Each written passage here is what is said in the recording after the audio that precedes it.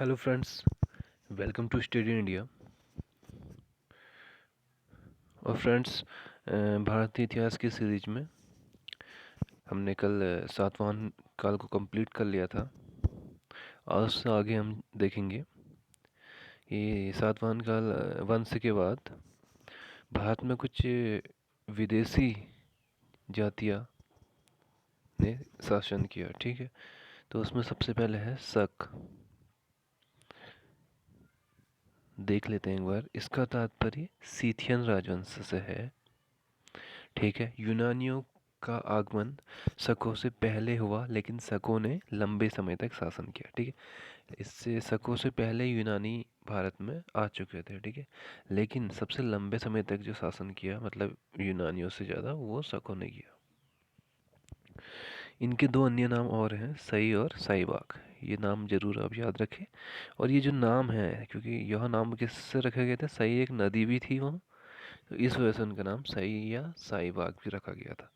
ये चीनी ग्रंथों में शकों का नाम ये मिलता है। ठीक है, शक जो वैसे थे वो कहाँ के थे?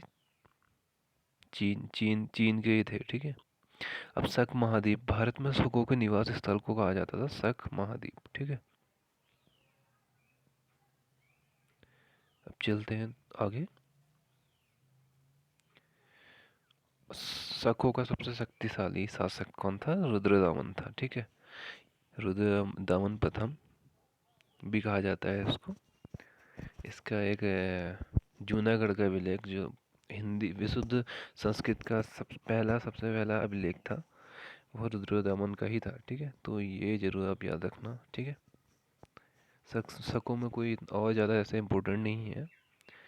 अब सीधा हम कुषाण वंश में चलते हैं। ठीक है, प्रथम शासक कौन था? कुजूल कडफिसेस। ठीक है, कुषाण वंश का प्रथम शासक कुजूल कडफिसेस। यह कुषाण वंश का प्रथम शासक था जिसने अपने सिक्कों पर हर्मियस, यूनानी राजा का चित्र अंकित कराया था। ठीक है, किसका? यूनानी राजा का चित्र, हर्मियस जो थे उनका चित्र इसने अंकित कराया था। यह कुषाण वंश का एक ऐसा शासक था जिसने तांबों के सिक्के का प्रचलन किया रोमन सिक्कों के अनुसरण पर। ठीक है, सर्वप्रथम महाराजाधिराज की उपाधि भी धारण करी इसने। किसने? कुजूल कटफिसेस ने। ठीक है, और इसके बाद आते हैं विम कटफिसेस। विम कटफिसेस कौन था? शिव का एक उपासक था। अन्य इसका नाम महेश्वर। ठीक है, शिव का उपासक था तो उसने अपना नाम महेश्वर भी रखा था। सर्वप्रथम भारत में कुषाण राजवंश की स्थापना का श्रेय विम कटफिसेस को जाता है। ठीक है, क्योंकि जो कुजूल कटफिसेस था वो एक तरह से यूनानियों के अधीन में कुषाण वंश चला रहा था। क्योंकि यूनानियों के इसमें देखा होगा कि उसके जो सिक्कों में यूनानी राजाओं के चित्र मिलते थे। इसका मतलब क्या है कि वह एक स्वतंत्र रूप से शासन नहीं कर रहा था। तो अगर देखा जाए कि भारत में कुषाण राजवंश की स्थापना का श्रेय किससे दिया जाए तो वह है विम कटफिसेस। ठीक है, सर्वाधिक शुद्ध सोने के सिक्के का प्रचलन किया इसने। देखिए, कुजूल कटफिसेस ने तांबे के सिक्के का प्रचलन किया था, तो इसने शुद्ध सोने का सिक्के का, और पूर्ण शैव धर्म का अनुयायी था ये। ठीक है, अब चलते हैं आगे। अब विम कटफिसेस के सिक्कों पर शिव, नंदी और त्रिशूल की आकृति के चित्र भी जारी किए। ठीक है, भारत एवं रोम के साथ व्यापार की व्यापक स्तर पर शुरुआत किसने करी? विम कटफिसेस ने। भारत में सर्वप्रथम स्वर्ण सिक्के बनाने वाला प्रचलन का श्रेय विम कटफिसेस को जाता है। ठीक है, मोस्ट इम्पोर्टेंट। अब चलते हैं कनिष्क। मोस्ट इम्पोर्टेंट कुषाण वंश के जो शासक राजा, कनिष्क राजा, 78 ईस्वी। ठीक है, एडी मतलब ईस्वी, राज्यारोहण की तिथि, मतलब जब इन्होंने अपना राज्य ग्रहण किया। ठीक है, गद्दी पर बैठे, तो वो 78 ईस्वी पर बैठे और शक संवत जारी किया। ठीक है, 78 एडी शक संवत। ठीक है, जो वर्तमान समय में भारत सरकार द्वारा स्वीकार्य है। ठीक है, भारत सरकार ने शक संवत को स्वीकार किया है। ठीक है, वे कनिष्क की राजधानी दो थी। ठीक है, एक थी पेशावर और मथुरा। पेशावर का नाम पुरुषपुर भी कहा जाता था उसे। कनिष्क ने कश्मीर में कनिष्कपुर नामक नगर की स्थापना करी। ये मोस्ट इम्पोर्टेंट, ठीक है। कनिष्क ने कश्मीर में कनिष्कपुर नामक नगर थी, ठीक है। अशोक ने श्रीनगर की स्थापना करी थी और कनिष्क ने कनिष्कपुर की।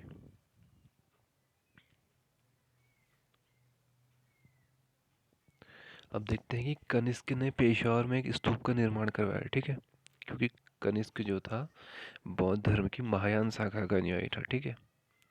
तो एक वो बौद्ध धर्म का अनुयायी था, तो इसलिए उसने एक स्तूप का निर्माण कराया था।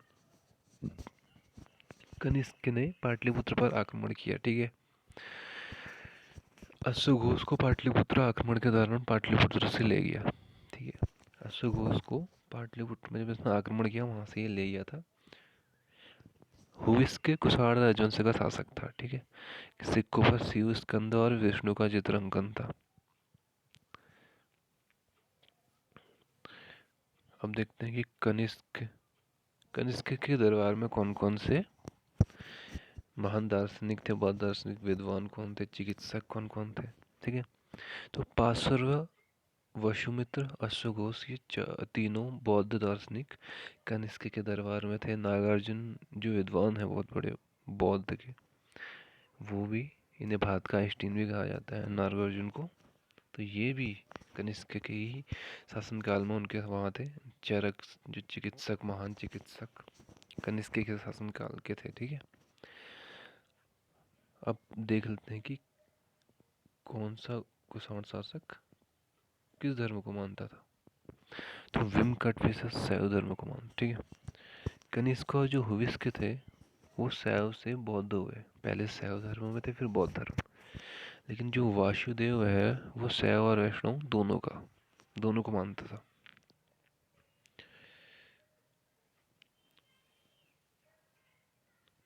अब देखते हैं कुषाण शासकों ने देवपुत्र की उपाधि धारण, ठीक है, करी, ठीक है।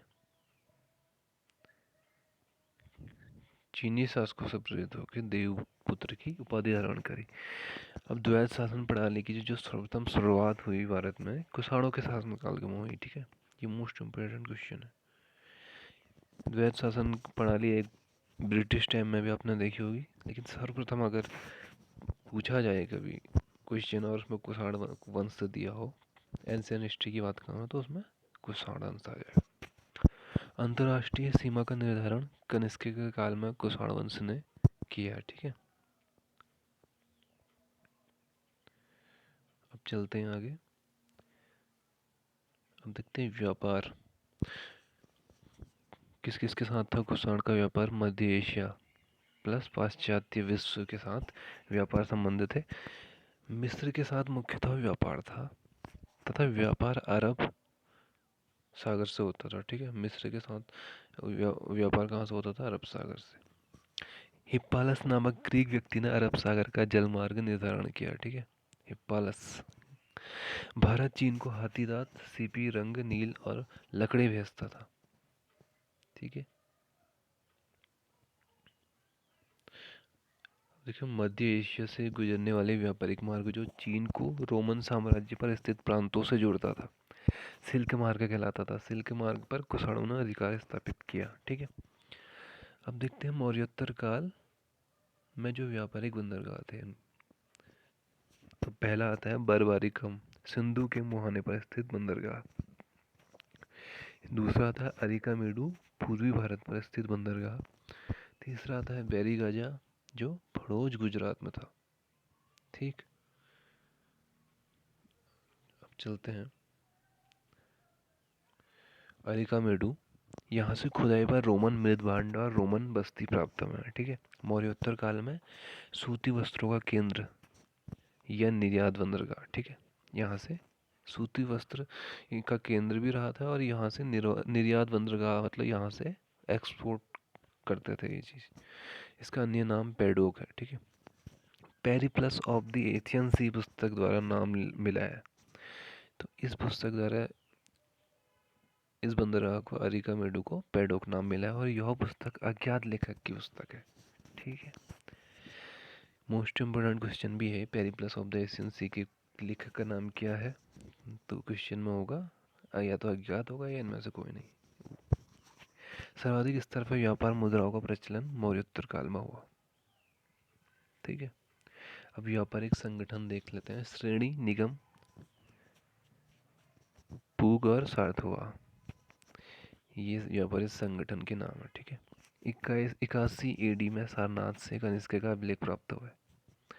यह शासनकाल के तीसरे वर्ष मथुरा से लाकर सारनाथ में स्थापित किया। ठीक है, शासनकाल के तीसरे वर्ष मथुरा से लाकर सारनाथ में से स्थापित किया। अब देखते हैं विक्रम संवत 57 ईसा पूर्व का। ठीक है, इसका अन्य नाम कृत संवत या मालव संवत। पतंजलि का संबंध शुंग काल से है। ठीक है, गांधार शैली क्या थी? भारत और यूनानियों के मिश्रण की शैली। ठीक है, यूनानी, बौद्ध और इंडो ग्रीक भी कहते हैं, ग्रीक रोमन भी कहा जाता है ऐसे। ठीक है, और गांधार शैली को बढ़ावा दिया किसने? शक और कुषाण ने। गांधार शैली मूर्ति पर प्रयुक्त पत्थरों के नाम हरित, स्तरित और शिष्ट चट्टान। ठीक है, इम्पोर्टेंट क्वेश्चन है। अफगानिस्तान के बामियान पहाड़ी को काटकर महात्मा बुद्ध की मूर्ति निर्मित की है। बुद्ध की प्रतिमा के लिए प्रसिद्ध है। ठीक है, बाल विवाह की प्रथा किस राजवंश के काल में विस्तृत रूप से सामने आई थी? तो सर्वप्रथम कुषाणों के शासनकाल में प्रचलन में आई थी। स्त्रियों के उपनयन संस्कार की समाप्ति सर्वप्रथम कुषाण काल में हुई। इससे स्त्रियों की दशा में गिरावट आई। ठीक है, मोस्ट इम्पोर्टेंट, ये स्टेट पीसीएस और यूपीएससी के पेपर में फैक्ट बनता है डायरेक्ट यहाँ से। ठीक है, और ग्रुप सी लेवल का तो आपको उसमें फैक्ट सब कुछ मिल जाएगा। जस्टिनियन कौन थे? पूर्वी रोम का व्यक्ति जो विधि का बहुत बड़ा ज्ञाता था। ठीक है, मौर्योत्तर काल में के व्यापारी किस देवता से संबंधित थे? तो इंद्र से। देख रहे हो आप इसमें कैसे कैसे फैक्ट हैं। भारत के मध्य एशिया, जिसमें मिस्र, रोम, सीरिया आ जाता है, से व्यापारिक संबंध थे। रोम ने दक्षिण भारत में भारत के व्यापारिक संबंध प्रारंभ किए। ठीक है, तमिल राज्य में अपने सिक्कों का प्रचलन किसने किया? रोम ने।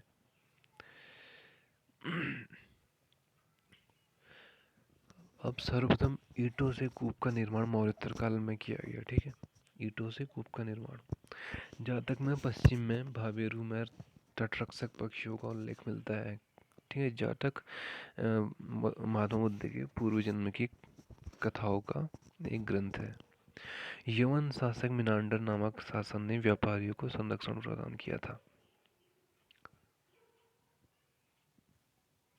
मौर्योत्तर काल के राजवंश जिन्होंने भारत पर व्यापक स्तर पर घुड़सवार सेना का गठन किया, कुषाण और शक।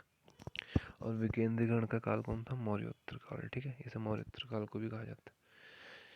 तो ये था हमारा मौर्योत्तर काल, हमने कंप्लीट कर लिया है। अब थोड़े मुख्य बिंदु बच गए हैं, इनको भी इसी वीडियो में हम ले लेते हैं। ठीक है,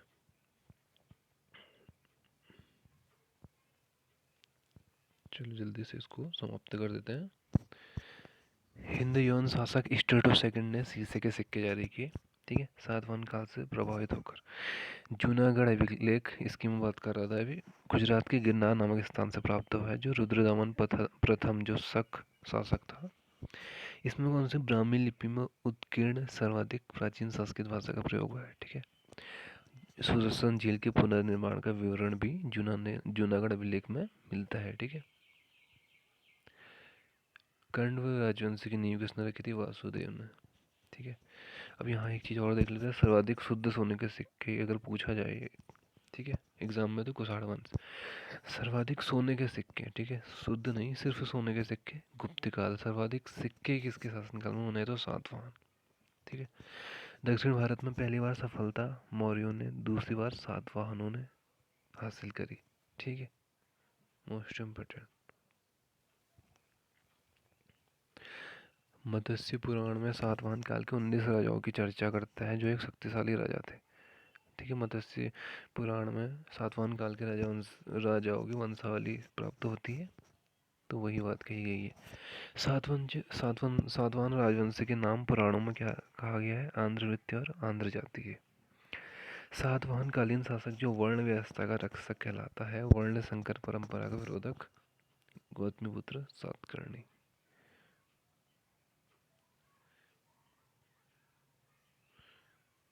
पल्लव चालुक्य राष्ट्रकूट सातवाहन में से सबसे प्राचीन तक राज्य करने वाला राजवंश सातवाहन। ठीक है, तो गाइज ये हमने कंप्लीट कर लिया पूरा मौर्योत्तर काल। आशा करता हूँ आपको वीडियो पसंद आई होगी, तो हम अब जल्दी ही नेक्स्ट वीडियो में मिलेंगे। ठीक है, तो आज के लिए बस इतना ही। धन्यवाद।